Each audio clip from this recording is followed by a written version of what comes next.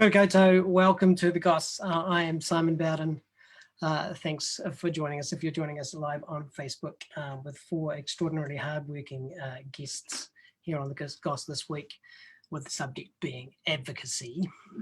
We were just listening to a little clip there, which was recorded by my friend Noel Meek, who's an improvising musician during lockdown, with a collaborating artist, Yan Jun from Beijing. That particular track, those particular tracks were mixed blind, which means that Jan recorded something and Noel recorded something without listening to each other. They just agreed on a length of time, and then they spliced those two tracks together without listening to the other track, and that was the result. So there you go. There's some improvised music from around the world done in lockdown. Kia ora koutou. Welcome to my wonderful guests here on the Goss this week. So nice to see you all. I'm going to get you all to introduce yourselves. I can't even remember if I said my own name. I'm Simon Bowden, and I am one of the administrators on a Facebook group, which is called Aotearoa Arts and Events during the COVID-19 crisis. And I don't suppose it's over yet, is it? It certainly isn't on other parts of the world, and there's so much more work to do. And so many more opportunities and changes and good things that we can do, as well as facing down some challenges. So like I've said, this week we're going to be starting a little mini series on advocacy. There's been a lot of discussion about this big pause and what it means for the world and what it means for the arts, and whether we can build back better when we restart. Whether now is an opportunity to have a good deep think about how the arts ecosystem works, what it's like for independent practitioners, what it's like for companies who have always, had a bit of a struggle. Sometimes it's a really big challenge to be an independent practitioner, and sometimes even the biggest companies face uphill battles with the changing ways that sponsorship and funders and other opportunities, and even the amount of tickets you can sell ebb and flow, and whether or not this time is a time to reflect on those challenges and work out whether or not things could be done in a different way in the future. And simultaneously, the government is helping out all of the economy by pouring lots more resources in, and has given Creative New Zealand and the Ministry of Arts, Culture and Heritage significant funds. And there's also other new funds as well through, for example, through the event fund at MB and other places. And can those new funds not just prop us up through a hard time, but also be used to perhaps get some lasting change, work towards more sustainability and more access to the arts. Those two things, those two pillars that the Prime Minister has made a short version of her kind of strategy. So a lot of people have been talking about those kinds of things in this Facebook group, via text or via chats, etc. And then they say, how will we get these messages across? How will we gather our ideas together? So a few of us thought it would be a really good idea to talk to some people that already do exactly that, and to find out how they've organised an advocacy group, and who you represent, whether you communicate with each other, who you talk to when you advocate, and what the challenges are, and perhaps what's worked too. We can come across those sort of things. All right, so let's just do a quick round of introducing ourselves and just talk briefly about the group that we represent. And then we'll move on to another topic after that one. So how about we start with you, Lisa? Kia ora. Kia ora. Thank you, Simon. Hello, everyone. My name is Lisa Hopkins. I'm the Chief Executive of Conventions and Incentives New Zealand. I feel like I'm a little bit of a, I'm sort of deep diving into this group without any real background or environment that's arts related, but I can certainly talk to you about advocacy and collaboration, particularly with people who work very heavily within your sector. So Conventions and Incentives New Zealand, we're the industry body for the conventions, meetings, incentives industry. Like everyone, we've been heavily hit. I think we were one of the first to stop doing anything when the borders closed, when mass gatherings were shut down. So our industry has been truly affected by this situation. So, but it's a real pleasure to be here with you all. How many members does your organisation have? We have over 460 members. There's not 460 venues in New Zealand, though, is there? No, it's not venues. So this could be anyone who has a relationship or interest or involvement within the events environment. So that ranges everything through from venues, hotels, a certain major national airline is also a member, through to event agencies, audiovisual companies, florists, you name it. All of that whole event ecosystem are members of ours, and that's who we represent. And we sort of sit in quite an interesting spot. So we have a foot in the economic development camp and a foot in the tourism camp. So quite different. And when it's all up and running, it's pretty big business. Yeah, like last year, the business events, so that's basically the name that we call ourselves, will sit under the industry. The business events industry contributed about $477 million in revenue to New Zealand. So as you can imagine, and as I'm sure everyone on here will appreciate, you go from that number basically to zero. And all the people that have been affected within that. So it's been a truly significant situation we find ourselves in. I hope you all note, I'm trying very hard not to use the word unprecedented, but there we go. So it's been a really just nothing short of a crisis that we're all facing, but it's been really, really felt badly, economically, socially, regionally. It's really has just hit us all very hard. Yes, of course it has. And the arts directly crosses over, doesn't it, with the technicians who work so hard in the conventions environment, but also work on rigging our shows and things like that. And we've been working really closely with that group, with the event technicians group and the event venues group. So it's been some fantastic collaboration going on there. Yes, there has, and we're looking forward to diving into that soon. Let's now go to Deborah. Welcome, Deborah. Kia ora. I'm the Executive Director of Scape Public Art in the Ngātautahi Christchurch. I've been in the role for 22 years. We're producers of public art. We're a private charitable trust. We set up with an equal mix of arts and business. One of our founders who started the organisation with me 22 years ago is Dame Adrian Stewart. And we have been advocating with business, the private sector and councils to put public art into Christchurch. We have 14 legacy artworks in the city by local, national and international artists. So there's quite a walkway of art within the city. We also have a festival every spring. It was biennial and now it's annual. So we are able to produce an event this year, although very different, because we can install artworks in the public realm at level 3 and people can see them safely at 3, 2 and 1. So we're in a good position. In that sense, I have been involved with the organisation through the earthquakes. I've also had the difficulty of the terrorist attacks in Christchurch. So I think resilience is one of the things that we can come from in terms of a position in terms of the arts in Christchurch.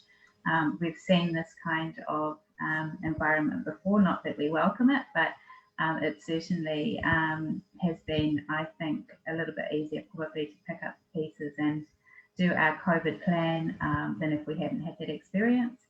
So I'm hoping to share with you today some of the lessons learned from the earthquake and some of the wonderful opportunities that have also come out of it for Christchurch and for artists in terms of particularly integrating public art within the rebuild of Christchurch and what we are looking to do differently going forward into this year's season.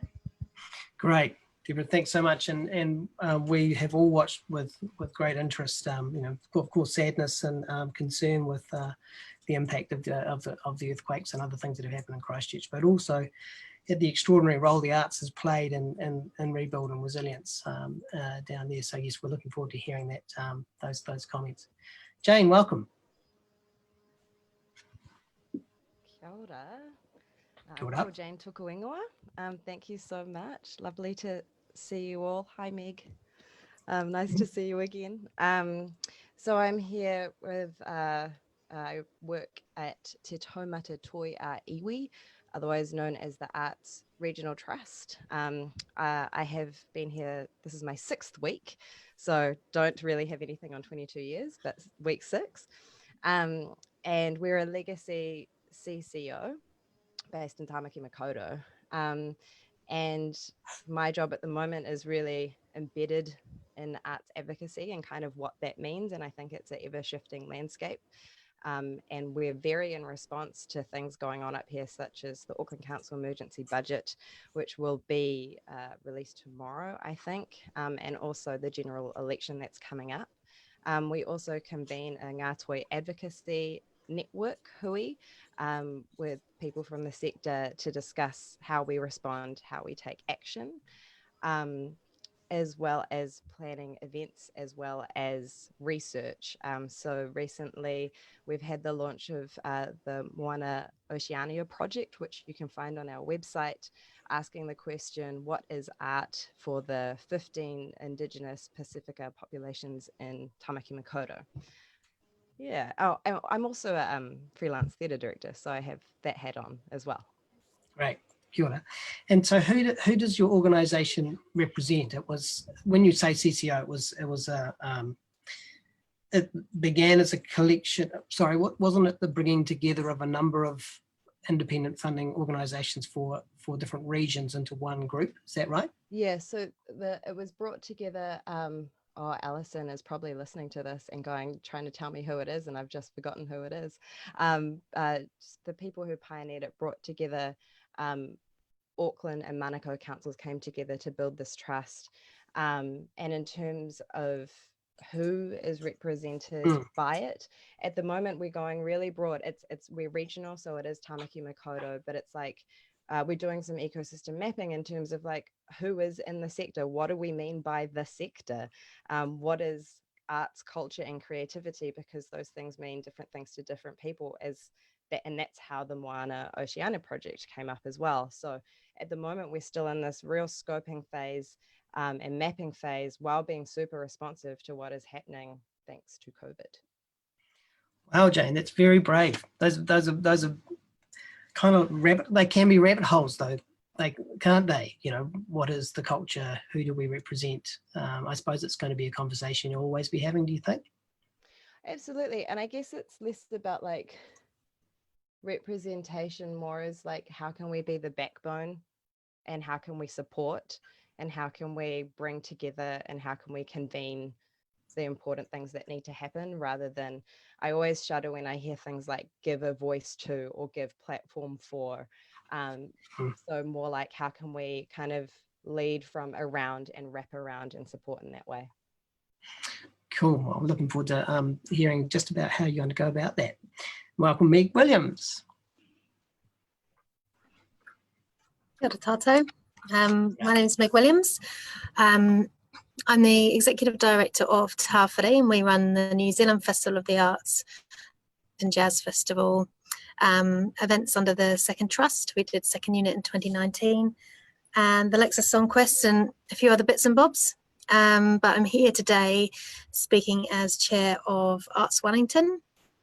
And to let you know a little bit about Arts Wellington, we're a membership organisation And so we have a board of trustees who all work in the arts sector here. So it's across the region, and it's an opt-in membership model. So we have over 50 organisations and individuals, from the larger national organisations that are based here through to individual artists, practitioners. We have made a particular, we've got a particular outreach at the moment to really wrap around, is a great word, Jane, but to wrap around some of the existing independent groups and independent practitioners in the Wellington region. Particularly, this work needed to happen anyway, but particularly in light of COVID, just understanding the precariousness of the freelancers, both from an artistic perspective, but also crew and any arts worker effectively. And so what do we do at Arts Wellington? We try and effectively amplify the voice of the sector. And so the latest piece of work that we've developed is Toi o Tara Ika Arts Wellington Arts Action Agenda, which is a list effectively of key advocacy messages for central and local government, and then also a range of priorities that Arts Wellington itself as a board and with our administrator Lisa, of things that we will do for the membership over this crucial period. And the methodology that we used to create that was we held an online hui under lockdown, and we had both our membership, but we opened that up wider so anyone who wanted to engage could be involved, and provided some support to allow people to engage with that process. And so there were issues and ideas were all brought together, and then they were kind of grouped together, and then we sent it back out to everyone and they could rank and prioritize. And so now we have a kind of prioritized list of the key messages that we want to, that we as a board will advocate, and our membership will advocate. And the Arts Action Agenda, I'm happy to, so I can send you a link so it can be published on the page. I think it's already been published on the page, but it's a document that anyone and everyone is welcome to read. And really our job, as I see it now, is to really make sure that the most urgent priorities get addressed. And then, a bit like Jane, we're also looking ahead to the election and thinking about how we can make sure that the powers that be are aware of the issues that are affecting our sector here in Wellington. That's me. Thanks for the opportunity. Yeah, thanks, Meg.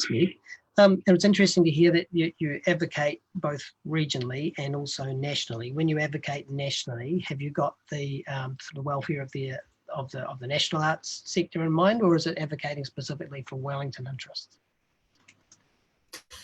No, because a lot of the agenda items are pretty fairly universal. So to give a specific example, one of the key items to for us to be advocating and inquiring of government is the methodology and process by which the government funding through Ministry of Culture and Heritage will be distributed.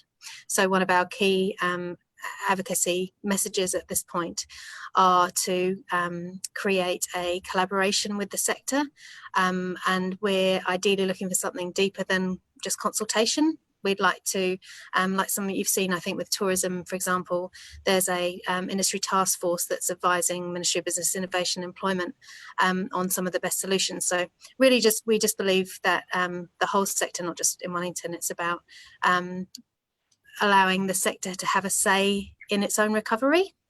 And so that's one example of one of the messages that we're advocating for government, and by no means is that just limited to Wellington. And I think that part of the intention of Arts Wellington is as well about making the sector aware of issues intra-sector. So one of the things that we've really discovered is there's a inequity of information across the sector. So some people, we're privileged at New Zealand Festival, we often can find out, because we're a larger-ish organisation, can find out about opportunities, but that information doesn't necessarily trickle down to or trickle across to other parts of the sector. So Arts Wellington is just trying to make sure that we can connect things up as best we can.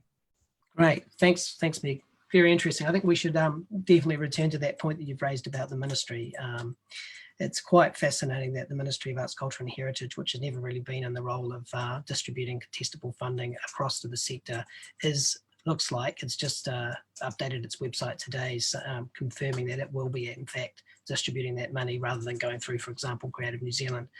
So there is a lot of eyes on that ministry. It's a once in a generation level of investment, so it will be hugely impactful. Now, Lisa, you've advocated directly to government and had a win, haven't you, as a collection of with Vicky Cooksley's group and all the rest.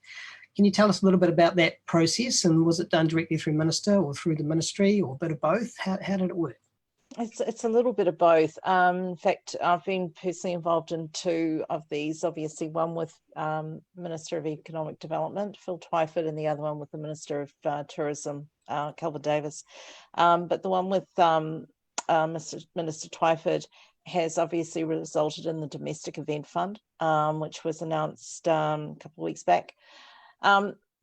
That fund, that really started from a collaboration of different types of organisations. So SINS was one, event technicians, event venues, New Zealand Event Association, music promoters. So it was a real broad brush view of the event spectrum, which made it very interesting because our task was to create a paper that went to the Minister, really summing up what the event industry is. And I think that was probably the most difficult part of the whole exercise, because what we discovered obviously is that there's so many different stakeholders and yet there's so many common stakeholders. And so it was really trying to define what is an event. And just listening now to everyone talk with Deborah and Jane and Megan, I'm hearing this word event being used. And I think that really sums up the challenge that the events industry has. However, we got there and we were able to explain to the Minister what the challenge was. And I think one of the things that we really identified is that with a lot of this this funding that's being supplied by government to various areas, where does it actually go? So is it going into an organisation or is it going into a region, but is it actually filtering down to the broader base of organisations, people, specialists who work within that environment? And that's why the Domestic Events Fund was created the way it was. It's designed to really support the supply chain. People who have been on their wage subsidy, for example, to get them through to help them with cash flow. The idea is that this fund will help us to give them finance now that will hopefully take them through the next phase until we can start really generating more concerts, getting into summer when we will see more festivals, hopefully seeing and I know this is a contentious subject, but hopefully seeing a trans-Tasman border opening at some point to enable business events to flow through. So the minister's approach in this was to kind of take it as a bull by the horns and say, okay, I want to champion this. And that I think was really surprising to us all. And now we find ourselves, about to go into a situation where we're assessing all the applications. It's done by region. So, for example, again, sort of coming back to what Megan was talking about, and you, Simon, about do you look at this regionally or do you look at nationally? So it has to be a little bit of both. But for an event, a festival to happen in the Wellington region, for example, the impact is the financial, the economic, the social, the cultural impact is on that region. So that region will be having the final decision as to what the funding looks like. But then at a business events level, that's national. So that doesn't fall into a regional piece. It's more of a specialist area. And so that's where I'll be sitting. So, yeah. So look, fantastic work. And it's going to be really exciting to watch that roll out and hopefully see the impact of that soon, because we need it soon, don't we? We sure do. I'm just wondering, had you, the 4 organisations that achieved this, had you ever worked together before? No. And I'm also interested to know what way around it. Did you get together as 4 organisations and then advocate directly to the minister and get a good result? Or did the minister come looking and say, who do I talk to about getting the event sector back on track? That is a great question. And no, this was really initiated by Ministry of Business and Innovation and Employment. So MB really were the ones that decided they needed to take the leadership role in that, and especially within the major events division. And we were thrilled that they did, because what it's done is it's enabled the broader collaboration to carry on. And it's also giving all of us perhaps a greater understanding of where our sectors intersect. And I think that's the most important thing. So while at a high level with this fund, and I'll just use an example, say $50,000 goes towards supporting a particular business event, but that business event is going to be held in a venue that might be part of the Evans team. And that venue will probably require people working in it who are contractors who sit within the ETNZ team. And so that's the whole idea, and really trying to disperse this as broadly and as far as we possibly can, especially into those SMEs and especially into keeping our venues going. So it's been a great collaboration and really, I think, created a very tight union now between us, and inviting each other to each other's conferences and speaking at each other's events. And I think probably in a couple of years' time, when the world may look a little bit normal, I'm going to have an opportunity to sort of sit back and reflect on the fact that if this had never happened, a lot of things would never have changed. And one of the things that will always be grateful for, if you can find something to be grateful for, is the way that the industry has really collaborated and come together and supported each other. And it would never have done so if this hadn't have been the catalyst to do so. Thanks very much. And I think the notion that we should be thinking about all of the parts of the ecology of the sector at all times is quite critical, isn't it? And it relates to the way a lot of us felt about the connection we have with environment and the sense of being local and being a neighbourhood, where you can expand that concept out to an ecology. And we want to progress with these funding opportunities in a manner which we can touch as many parts of the ecology as possible, from venues to technicians to creative directors to artists to composers to the filming crews, the whole lot, don't we? Yeah, so it's really exciting to hear about that collaboration that happened. I've just got one last question, and that is on the detail of this fund. Did the ministry hand you guys a draft and you got to get in on the detail, or was it more so high level than that? It's a bit more high level than that. We were presented with the concept, and look, it's a tough one. We sit where we sit and they sit where they sit, and hey, if it was up to us, would this fund be different?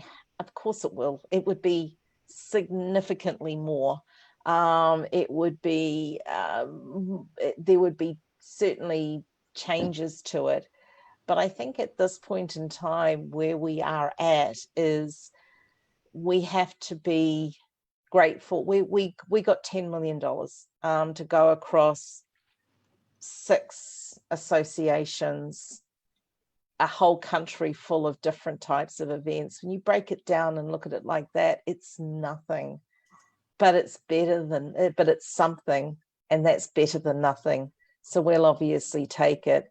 Does that mean that we're still advocating for more? Of course we are. Does it mean that we'll continue to fight? Hell yeah. So that doesn't stop. But hey, it's a start, and we'll take it, and we'll just keep running with it. Kia ora for that. And Deborah, we're a long way down the track from when you first started fighting for the arts and the rebuild in Christchurch. And of course, it wasn't that the membership of SCAPE also includes, as you said before, business and philanthropy as well, which are really interesting voices. Meg's talking about industry, Meg and Jane talking about industry people, independent practitioners, organisations. But in a sense, you've got investors as well. I mean, Meg and Jane may have that in their group as well, but it's quite prominent, always has been in Scape. So, you know, what's been the process? Were you riding a wave of enthusiasm and change around how the arts can save a city? Well, our establishment is a private trust, so we set up in 1998. We had our first citywide event with the premise of partnering with industry and artists to produce work. So we developed some very important projects in the first phase of that with the Christchurch Convention Centre. We had a blue by Bill Colbert, one of his first neon works in New Zealand. And that the company who supported that was Signtech. So that was a pretty big sponsorship, which we were able to achieve. So they made that in kind. So our model was based on actually the know-how, skills, and IP of businesses working with artists. So that kind of collaboration.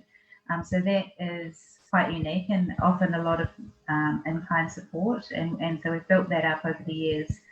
We did a major work on the motorway, which you may all know is Fanfare by Neil Dawson, which was a work that was first displayed in Sydney, which came to Christchurch as a pile of rusty steel. It was one of those gifts that kept giving, really, but it was our determination and that of good sponsors and various people within the City Council. And we also had to advocate with central government because it's on a motorway. So I suppose that's probably one of our best examples of a multi-stakeholder kind of approach to a work where, you know, we had this visionary work, we had a great site, we had to work with the NZTA, and we also worked through Cabinet and the ministers at the time to support that. And we worked through the City Council, through their planning process, and, you know, the mayor to mayor relationship was really important because Clover Moore was the mayor of Sydney who gifted it, and Mayor Gary Moore negotiated the gift to come to Christchurch.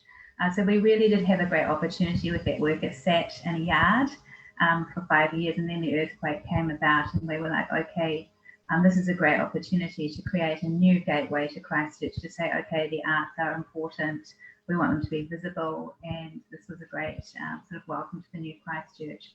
So it has 360 moving fans that rotate in the wind. So it needed a big team of engineers to look at it, to come up with a braking system. So there's a lot of engineering and innovation in there, which is, I suppose, another aspect of our organisation, because we've built up a range of specialists who've worked with us for 22 years on engineering. And that, again, is an in-kind relationship. So I suppose there's a lot of advocacy with the design sector in what we do, and a lot of opportunities have come from that. We also worked on a private giving campaign probably before the Arts Foundation's our work, I think, Simon, but we did an individual giving campaign, which we called a fan club. So people could sign up for 5, 2 or 1,000 and become a hero, fan or star at those levels. And there's a plaque at the site, and there are lots of other things that we did on social media. So it's really, that was probably one of our biggest projects that we did just after the earthquakes. There's been lots of other opportunities in terms of affecting some of the planning rules in Christchurch for public art, which have been really powerful and have enabled a lot of work. So before the earthquakes, it was not really, there wasn't really any plan in terms of where public art might be placed in the city. There's a group in the council now in terms of the Public Art Advisory Group, which was set up to look at planning and advising on public art in the city, and they've got terms of reference and a framework.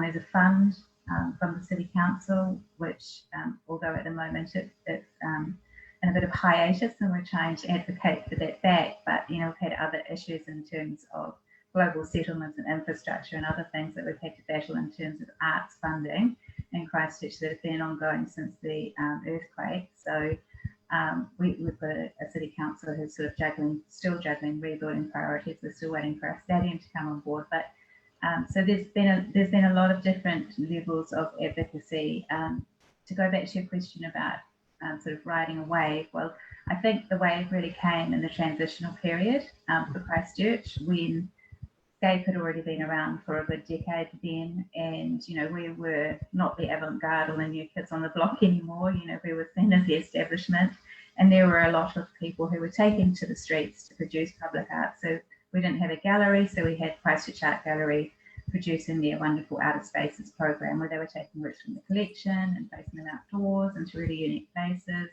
in terms of reproduction, and a whole lot of commissioning programs. There's Gap Filler, which popped up, there's Greening the Rubble, and then you've also got Festa, and then you've got, you know, a lot of young people just doing unsanctioned work. So I suppose that was really how we established ourselves in that transitional period of being an ecology of public art and being recognised by the New York Times and other magazines as being a destination to visit because of public art. So that kind of makes it a little bit more of a kind of well-known to everybody in Christchurch sort of a strategy in terms of public art being something that wasn't unusual, but the normal, which was or the norm, which was helpful. And Deborah, did that happen because you know, artists and practitioners just started filling space with work?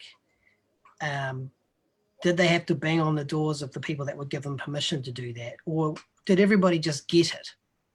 The people with the power and the people on the streets, you know, is it like a zeitgeist moment, or did it have to be advocated for with boots on the ground?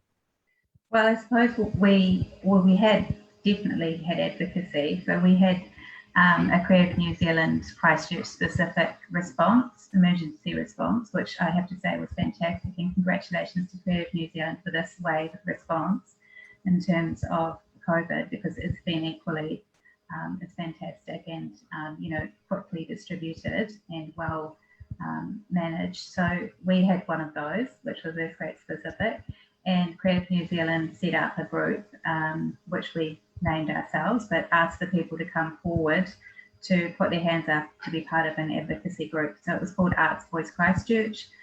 So we formed with a pretty blank slate, apart from the fact that we wanted to, or we were asked to look at how we could galvanise the voices and the desires and plans of the sector into the new blueprint for the city.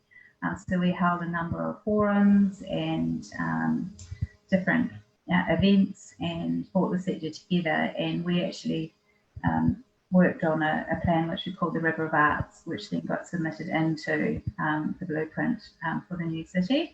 So I mentioned earlier there were a lot of opportunities to look at sites in the city and actually find designations and definitions for public art in the city, which in turn makes it easier to actually achieve them, because, you know, there's already a kind of a planning basis there. There was more money that came from Creative New Zealand, so there was an opportunity to do new things, to do things differently. Other city councils set up transitional project funds, and so there was a lot more opportunity, and the desire was to keep artists in Christchurch and try and keep people employed, which is kind of a little bit similar to what we're seeing now too, but it obviously came from a different basis. Really interesting to hear about the caring national body coming and having that understanding and setting up that framework and support and putting funding in behind it. Is it still working together, that group, or has it served its purpose? It's served its purpose now, the group, because the plan is in place now.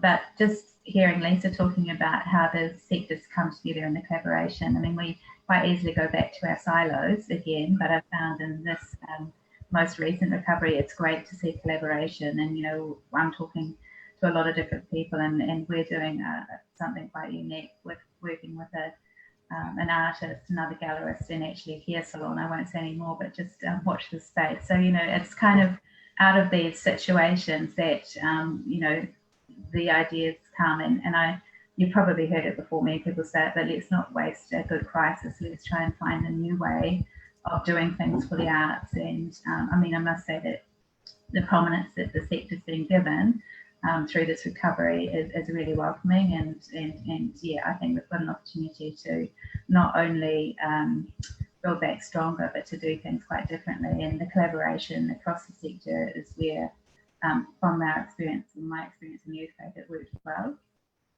Right. Thanks very much. Thanks, Deborah. There's so much to learn from that there, and hearing your acknowledgement of CNZ's in the mix there. Jane, I read your organisation put forward an advocacy paper. I think it was probably before, or was it before or during the COVID crisis, where you presented to government a 4 or 5 point plan, or 4 or 5 points that you said were important. I think it called for example, the establishment of an advisory group to the Prime Minister. Mhm. So, and I looked at that with interest, and I looked at the work that Peter O'Connor, for example, has been doing with the Creative Thinking Project, advocating to government for certain things to go in place to enable a long-term kind of vision, advocating for changes to the way we think about education. So those are not in response necessarily to a crisis. They're more saying, here's an opportunity to look at some fundamental things. But yet the government announced more money for CNZ, which we're all very pleased about, the other funds that we've talked about, and then these funds through the ministry, but they don't seem to line up with the calls that Peter O'Connor was making, or what your paper also suggested. How do you feel about that? Do you think that we're not being listened to? What's the thoughts going on? The paper that was put out that Peter O'Connor helped write, I believe that was before the COVID crisis. So that wasn't in response to COVID.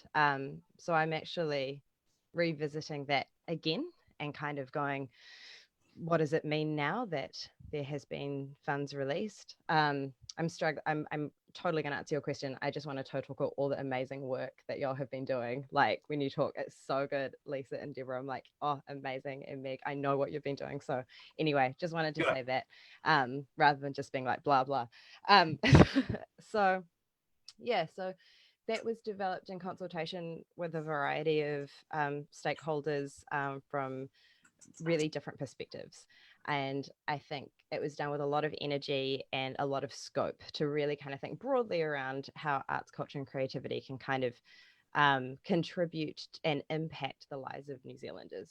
Now that we're in a COVID era, there's someone's smoke alarm's going off. No, now we're in COVID era. I think I'm looking at taking what was written there and rethinking it, and I'm in the process of doing that and working with some people across to reformulate what is the call for now to central government, to central and local governments.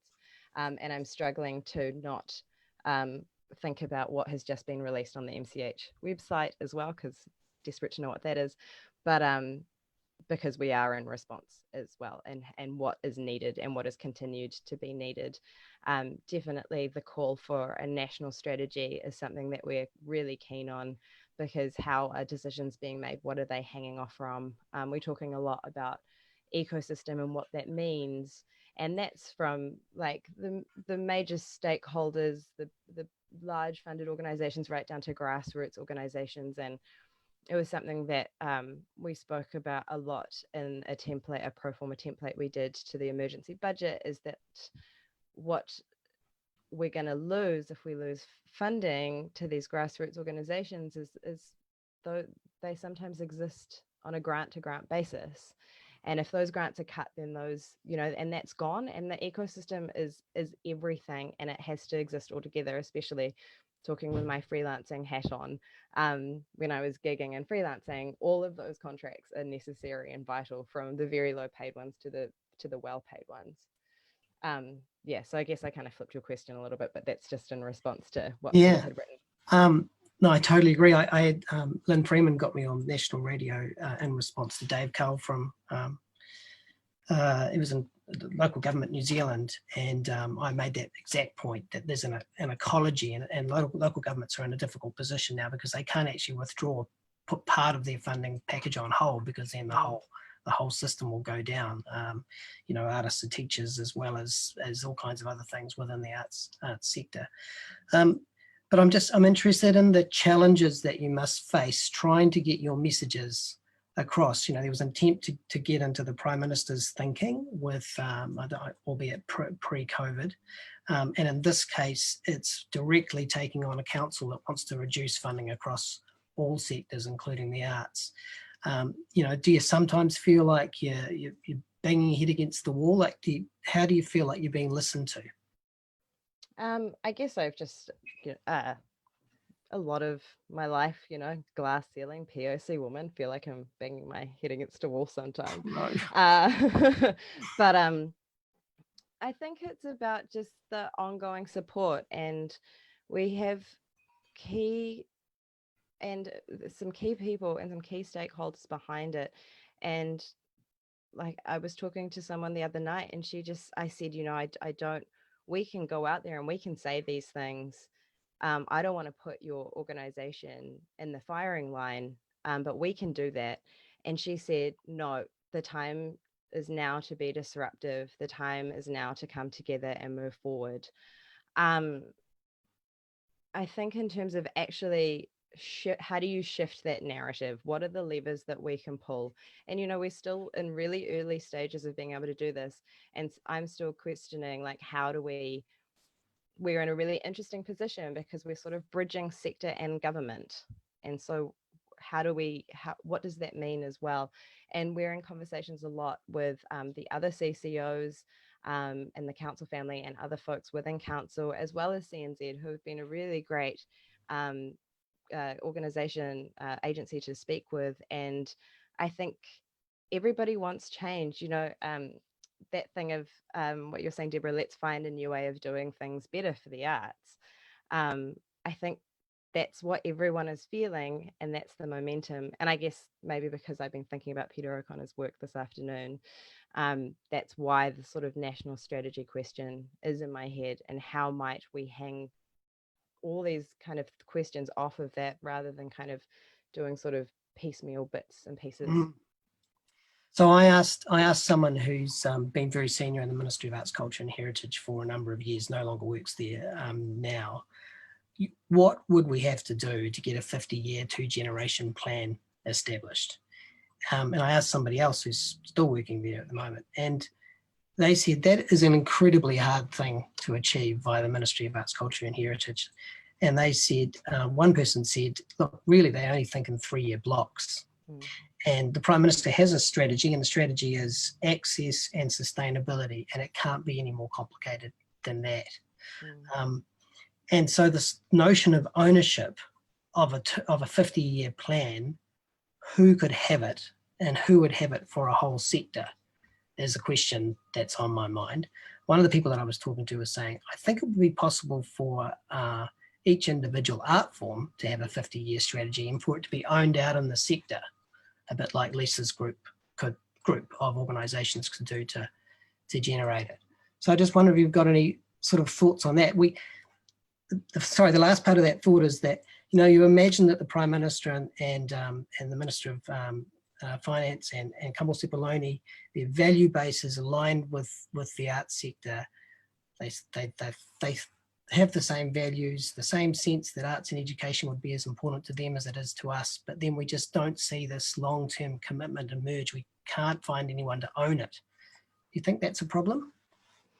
I think it's a good question. I was just thinking about Lionel Shriver writes that she doesn't like solutions, she only likes problems. So just adopting that in my narrative now as well. I think because, you know, as Lisa was talking about with the events sector, it is so varied and so like, how do you map that? And I think because there hasn't been that engagement and that mapping, and so it's really hard to define what the arts sector is. And we have all these, you know, we have Creative New Zealand, we have New Zealand On Air, we have the Film Commission, we have all of these different commissions. And so in terms of buy-in, like how do you kind of even get to that point, or in terms of responsibility and ownership, in terms of an investment strategy, how do you even start to do that? And then also what Meg was saying around sector consulting, like actually bringing creatives into that policy making process. So there are several moving parts, I guess, in answer to your question, that kind of need to be sort of figured out and mapped before we even get to the point of like, oh, let's just put something up. Does that make sense? It does, thanks. Let's go to you now, Meg. I'm just wondering if, because one of the things that Arts Wellington has done beautifully, and something that you do naturally beautifully, is build trusted relationships. So that if there are questions about the state of the arts in Wellington and what's needed, people in Wellington City Council will come and ask you, won't they? So do we need a 50-year plan if we have good, solid relationships which are built on trust and a genuine understanding of the value of the arts, both economically and from a wellbeing perspective? Whoa, that's a big question. Okay, I'll have a go. I think, yeah, I don't know where I sit with the kind of the 50-year plan piece, because I guess one of the difficulties, one of the things that you need to be is there needs to be an agility and adaptability. Like, I mean, COVID is one thing that has disrupted, but there's a whole range of things that we'll likely encounter over the coming years. So I reckon that maybe it's the rules of engagement that I'm a bit more interested in. And you're right, the relationships does come into that. And I think it's about trust. And it's actually been interesting, I think, through COVID-19, just the sort of slight difference in what I've been hearing around, for example, it's forced there to be some research into the economic value in terms of the workforce and the arts and the ecosystem.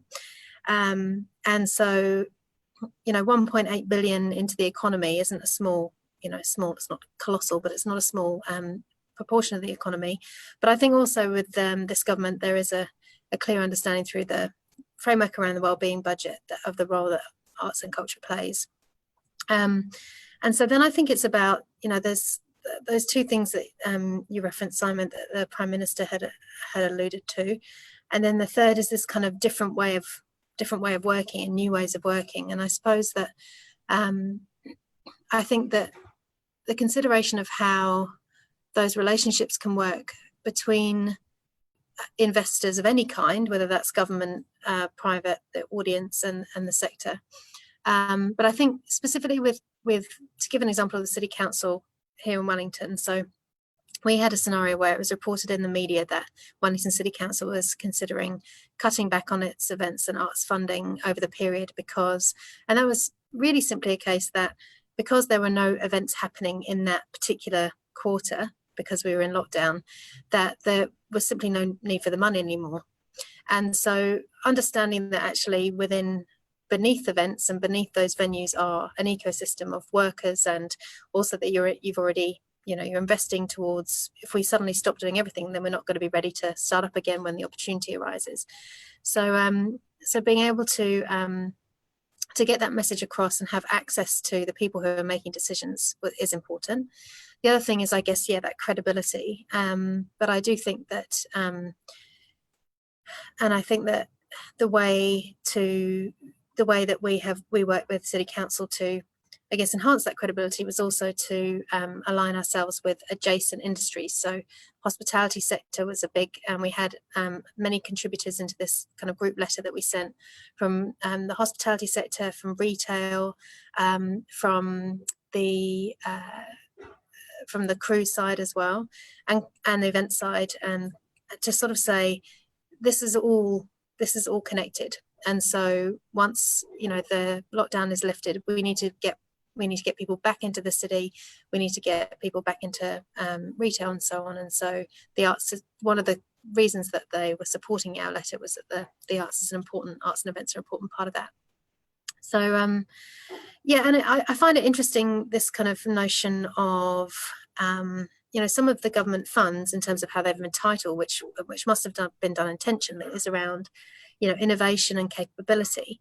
And I think that if you've made a decision to sort of create these different silos or different themes of investment, then and they're using those kinds of words, then I think it's about, well, who should be around the table to help feed into the decision making around how those might be best spent and how they're distributed. And I think that one thing that has happened within the sector is that there's also been a lot of consideration for people about new ways of working. So, and I think sometimes I can empathise as to why this might happen, which is the other thing that they're aiming to do is speed, right? Is to get the investment out there into the sector. And Lisa, this for sure would have been the case with the events funds. I'm sure is that time is of the essence. But I guess with that as well, maybe that we can push back on the idea that a sort of top-down strategy is the quickest way necessarily. Like there might be other ways to work in a more agile fashion, because I think sometimes this sense of and that's about a trusted relationship. So I think that finding a way, ideally, I think we'd like to continue to explore how these solutions might be designed, so that, and there are examples on other aspects of government. I think that's the other thing that we should take heart from, is that there are other aspects through this crisis where other industries have taken a lead, and I'm sure it won't be perfect, and it's complex, but I think that it's worth considering for sure, to see how it might, to make sure that the investment that really has the value and impact that the government's intending it to have, and that's what we should be mindful of as well, and that making sure that it can have the widest possible impact and goes where it's really needed is the other thing, I think, because there's often obvious places for it to go, and the risk in that is that then some people get, things get missed, and I think that's something that we have to be mindful of. And I think that as everyone in the sector has an obligation to think outside of their own interest, which is really hard because you have your own, but that's one of the things that Arts Wellington, through the Arts Action Agenda processes, it enables that all the organisations in our membership are aware of the other issues that other members are facing, and so they can advocate adjacent to their own interest on behalf of other people in the sector. And sometimes just being aware of those issues is the first trick, and then the second one is kind of us all making a collective commitment that we don't leave people behind. So yeah, I think we can be quick, as well as being part of the devising and decision making. I think it's actually quicker to have us there at the beginning than to come up with something that's fully formed and then for there to be lots of unpicking afterwards. I think that can be a bit harder. Yeah, I agree. It's really refreshing to have a conversation about advocacy, which is so practical. So you've established this environment where we're bringing together professional people who can reach and touch all kinds of sections of the sector, whilst allowing other people to advocate for individual parts of the sector is important as well. And so your core piece of advocacy at the moment is make sure the sector is involved in the decision making about how to distribute these funds. And thankfully, it's not. The arts need to be valued. We need funds in the first place. We're already there, aren't we? No, and I think, we also have a longer term aim. So, we will be advocating for the investment that has come through for Creative New Zealand, that should be an ongoing baseline change. So that's one of the things that will feed into some of our election messaging is,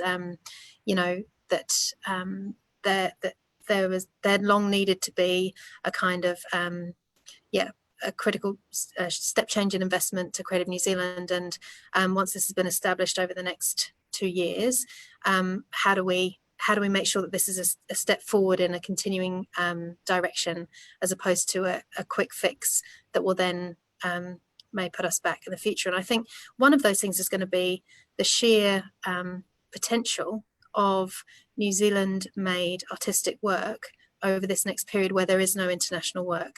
There's actually a massive opportunity for a huge growth in the volume and the capacity and the quality of work that can be produced, all different art forms and at different scales. And so I think that's something that we should see as a huge opportunity and then let's build on that once we get past this intervening period. And it's a marathon, isn't it? Yes. This we have this initial shock, and then but it's a long game, and so I think starting to reinforce as early as we can that there's this is going to be a long game. And so how can we, but I think the great thing is that there's so much that arts and culture will contribute. Thinking about the future of visitation, what's the future of tourism in New Zealand, how does the arts and creative industries intersect with other industries? I think the evidence is all there, and I think the other thing, the the evidence is all there, and perhaps we need to get better at telling that story. But I feel like, yeah, I feel like that's possible. Excellent. Thank you very much, Meg. It's just gone 5:30, so I'm aware that you've all got huge amount of work to do advocating on behalf. And I want to say thank you so much for the work that you all do on behalf of the organisations that you represent, the people, and everyone in Aotearoa, really, because this is, in the end, it's for everyone, isn't it? It's not just for one particular part. And so we are all grateful. And some of you will be doing it in a professional capacity, and some as a volunteer. And in behind you, there'll be other professional people, but also big, large groups of volunteers as well. So just ngā mihi nui to everyone. Aroha nui. Yeah. Does anybody want to say anything final before we sign off? Beautiful people, thank you so much. See you next time. We're back next week on the Goss to talk to another group of wonderful advocating people. Kia ora koutou.